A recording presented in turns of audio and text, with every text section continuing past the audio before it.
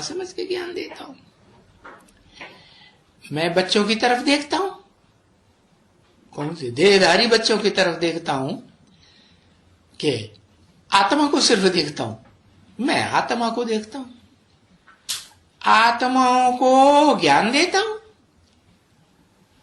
और आत्माएं भी समझते हैं कि हमारा परमात्मा जो बाप है वो ज्ञान देते हैं।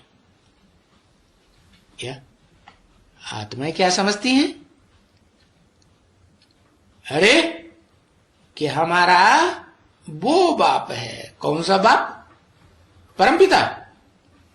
हाँ, आत्माएं क्या समझेंगी? आत्माएं समझेंगी कि परमपिता जिसमें मुकर्रर रूप से प्रवेश करते हैं उसको आप समान परमात्मा बनाए लेते हैं। परमात्मा माने परम पार्टधारी बनाए लेते हैं। तो आत्माएं भी समझती हैं कि हमारा परमात्मा जो बाप है, परमात्मा में परमपिता में फर्क है या नहीं? अरे क्या फर्क है? परमपिता जिसका कोई पिता नहीं, और परमात्मा का तो पिता है ना। हाँ, परम पाठधारी का पिता है। तो आत्माएं समझेंगी कि परमात्मा हमको ज्ञान देते हैं। तो इसको कहा जाएगा ना, भाई ये रूहानी अभिमानी बने हैं। समझा ना कि बुद्धि में बैठेगा। इस सृष्टि की सब आत्माओं को बुद्धि में बैठेगा है कि हमारा बाप जो परमात्मा है वो हमको ज्ञान देते हैं। समझा ना? तो इसको ही कहा जाता है स्पिरिचुअल ज्ञान की लेन देन है। ये स्पिरिट है ना, आत्मा पावर है।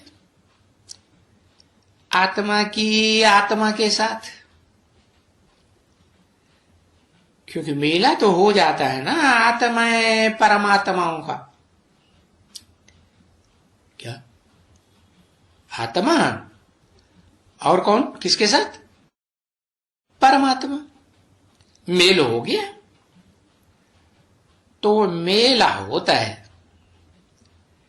तो ये जो बाप शिक्षा देते हैं सभी को कि ये जो मेले आते हैं, मेले में आते हैं ना, तो उनको ऐसे ही समझाते रहते हैं।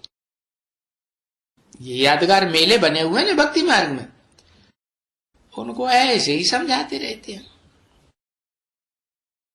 तो ये भी तो प्रैक्टिस करनी चाहिए। क्या क्या अपन को आत्मा समझ है? अब हमें ज्ञान किससे लेना है? आत्माओं को जो भी इस सृष्टि रूपी रंगमंच में 500-700 करोड़ आत्माएं हैं, उनको किससे ज्ञान लेना है?